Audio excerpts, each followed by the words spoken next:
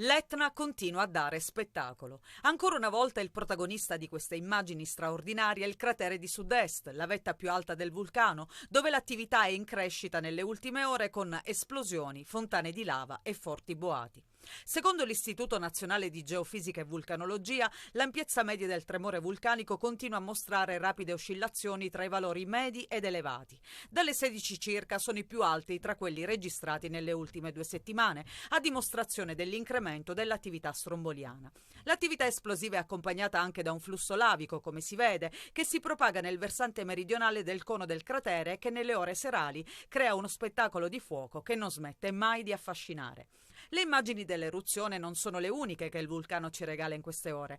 Anche Saturno sembra soffermarsi ad ammirare l'attività del cratere di sud-est dell'Etna, scrive l'INGV nel commento che accompagna la pubblicazione di questo fotogramma affascinante.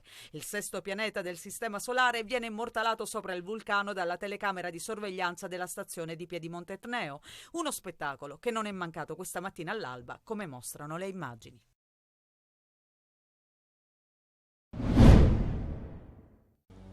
È stata disposta l'autopsia sui corpi di Maria Fiorilli e Paolo Lombardo, i coniugi di Favara, entrambi di 76 anni, trovati morti ieri sera nella loro casa di Viale Europa a Favara, nell'Agrigentino. Ancora non sono chiare le dinamiche dell'accaduto, nessuna ipotesi sembra per ora essere esclusa. Secondo le prime indiscrezioni sarebbe stata la nipote a dare l'allarme dopo averli trovati morti in camera da letto. Il corpo dell'uomo, già con i primi segni di decomposizione, giaceva sul letto e potrebbe essere morto da almeno 3 giorni prima rispetto alla denuncia. Maria Fiorilli invece è stata trovata stesa a terra con una profonda ferita alla testa, seminuda e con addosso solamente il sopra del pigiama.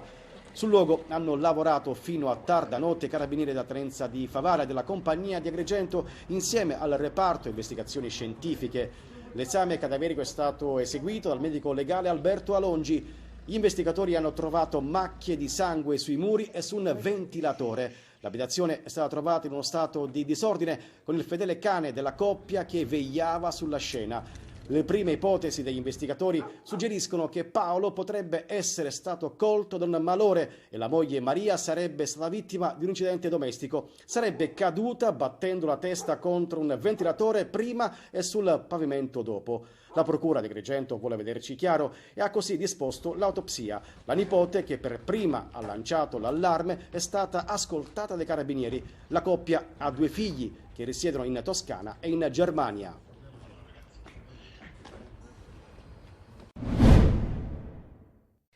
L'hanno ribattezzata Doppio Petto perché ad essere taglieggiati erano imprenditori del settore dell'abbigliamento, dei trasporti e della logistica. Sono 18 gli arrestati nell'ambito di un'operazione di polizia che ha decapitato il clan catanese dei Pillera Puntina. I reati ipotizzati dal GIP a vario titolo sono detenzione e porto d'armi comuni da sparo, estorsione aggravata dal metodo mafioso, usura, trasferimento fraudolento di valori, associazione finalizzata al traffico di sostanze stupefacenti, nonché di detenzione ai fini di spaccio di droga, cocaina che arrivava a fiumi dalla Calabria, marijuana che invece veniva importata dalla Spagna con il fiorente business affidato a Francesco Ieni Ucastoru, figlio di Giacomo Maurizio, morto in carcere nel maggio scorso. L'accortezza naturalmente di coloro i quali trafficavano in tali sostanze era quella non di rifornire delle piazze di spaccio proprie, ma in realtà accordarsi sostanzialmente anche con piazze di spaccio di altri gruppi criminali. Questo così consentiva loro di non incidere nel controllo del territorio e quindi di non avere attriti con le altre cosche. Affari di famiglia proseguiti dalla moglie di Giacomo Ieni, Francesca Viglianesi, arrestata per usura, e dell'altro figlio, Dario Giuseppe Antonio Ieni, che era subentrato per la riscossione periodica delle estorsioni. In occasione delle festività di Natale e Pasqua, Ieni avrebbe inviato Giovanni Ruggeri a riscuotere anche una tassa estorsiva semestrale pari a 4.000 euro. Estorsioni, droghe e usura erano affari di famiglia, nella fattispecie della famiglia Ieni. Sì, erano interessi che venivano curati dagli stretti, diciamo, familiari di, diciamo, Ieni Giacomo Maurizio e che venivano gestiti appunto o nel settore delle estorsioni o in quello degli stupefacenti. Dalle indagini sono venuti fuori legami economici con esponenti del Cappello Bonaccorsi e del gruppo Nizza, facente parte della famiglia Santa Paola Ercolano. Colpo contro la famiglia mafiosa del villaggio Santa Rosalia di Palermo. La Guardia di Finanza ha sequestrato beni per oltre 6 milioni di euro a 8 presunti appartenenti al clan che rientra nel mandamento di Pagliarelli. Gli 8 sono indagati anche per traffico di droga e trasferimento fraudolento di valori aggravato dalle finalità mafiose. I boss decidevano ogni cosa, quali attività commerciali potessero aprire, chi dovesse seguire i lavori di ristrutturazione e quali commercianti cambiare aria perché la loro concorrenza non era gradita. E ancora incassavano una percentuale sulle transazioni immobiliari e avevano creato un monopolio nel settore edile del movimento terra. Ma anche il controllo delle postazioni ambulanti per la vendita del pane all'imposizione di fatto di un monopolio nella fornitura dei fiori a una rete di venditori su strada vicino al cimitero. Le indagini hanno scoperto anche un traffico di cocaina dalla Calabria messo in piedi da una delle figure di spicco della famiglia del villaggio di Santa Rosalia. La droga era destinata a rifornire le piazze di spaccio palermitane, sequestrate anche 7 attività economiche operanti nel settore del commercio d'auto, movimento terra, trasporto merci su strada, preparazione dei cantieri edili, minimarket, pianificazione, ristorazione e commercio di frutta e verdura. C'è in questo momento una bellissima sinergia con l'università per cercare di canalizzare, di spingere sul settore dell'innovazione, della scienza, della tecnologia, sulle cosiddette materie STEM, in cui ci sono straordinarie opportunità occupazionali. Nessuno sa forse che il laboratorio di fisica nucleare di Catania ospita numerosissimi studenti, non solo del nord Italia, ma di tutta Europa, proprio perché viene considerato un'eccellenza. E allora cerchiamo di comprendere quali sono le opportunità che noi abbiamo, offrirle sapendole valorizzare ai nostri studenti che molte volte neanche le conoscono. Io posso garantire che per quanto riguarda l'occupazione su quelle specifiche materie ci saranno opportunità straordinarie che certamente consentiranno di livellare quel divario che oggi stiamo subendo.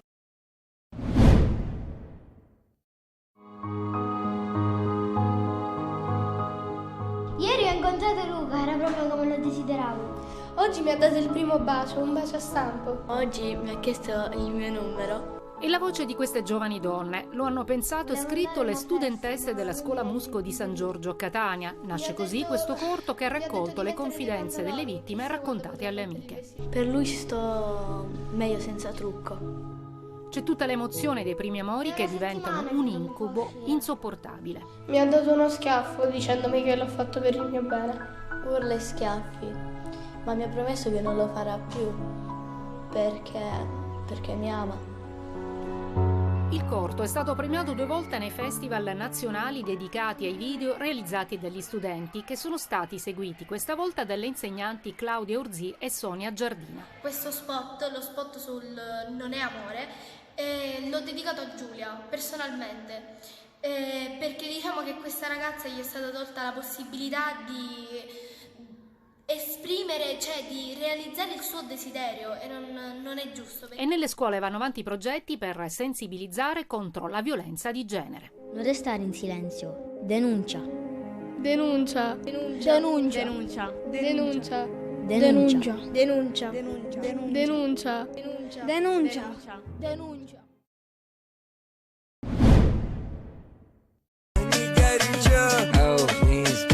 Dopo aver fatto diventare di moda la gelosia maschile dei ragazzi malessere e averla resa sinonimo d'amore, su TikTok spunta un nuovo trend che marcia sullo stesso filone della mentalità maschilista imperante, ma questa volta sono le donne a scagliarsi contro altre donne, loro coetanee, giovanissime, giudicate pubblicamente poco di buono in video ammiccanti e insultanti.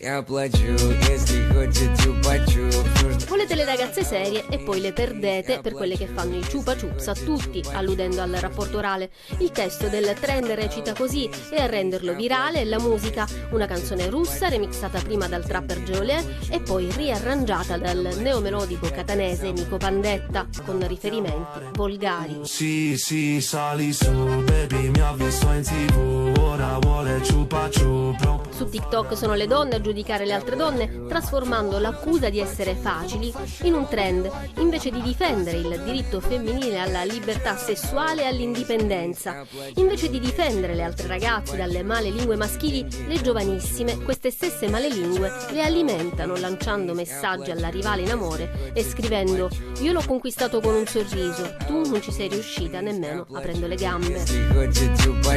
Vi sfido a trovare una ragazza seria nel 2023 che non si faccia toccare o non vada in discoteca, dicono questi due ragazzi. Si diffonde così la moda della celebrazione della verginità, insomma il dominio sul corpo di una donna e il giudizio della loro moralità, manco fossimo nel Medioevo. Ancora regole sessiste e comportamenti intimi giudicati con la mentalità maschilista.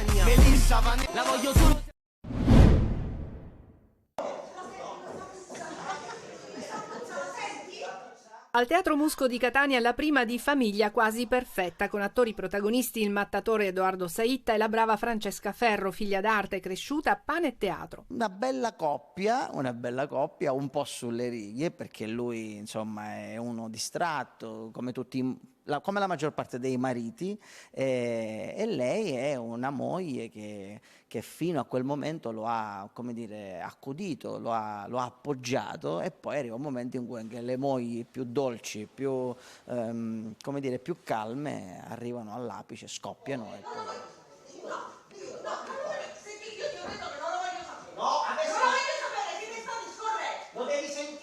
Lei si trova con sto marito che non sopporta perché gli ha rovinato la vita, cioè, lei era una donna che voleva fare strada, invece ha dovuto sacrificare tutto per i figli a cui lui non pensa, quindi è un po' isterica. Diciamo che lo prende un po' ammazzate, diciamo. Aprono la scena due bambini dalle cui battute si intuisce subito lo spirito dello spettacolo. Una cena, 5 amici, oltre a Saitta e Ferro in scena Adriano Aiello, Plinio Milazzo, Francesca Agate. Chiacchiere, ricordi, risate, fin quando l'apparente atmosfera di complicità si trasforma in un furibondo e divertente scontro verbale. Firma la regia Francesco Maria Tardi. Bravi tutti gli interpreti premiati dal pubblico con un lungo applauso. Si replica sino al 17 dicembre.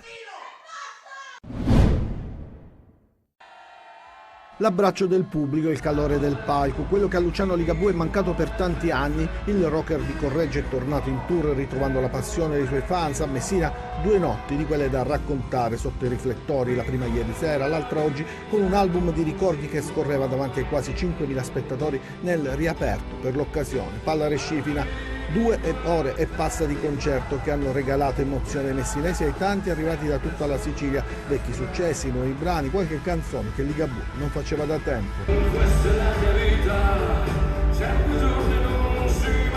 Ligabue è tornato sullo stretto dopo 4 anni dal concerto allo stadio e stasera proporrà una scaletta diversa rispetto a ieri tra nuovo album e brani storici, perché la sua è una storia che non invecchia mai, un viaggio che ripercorre la sua storia personale e quella dei tanti fans che lo seguono da quando cantava.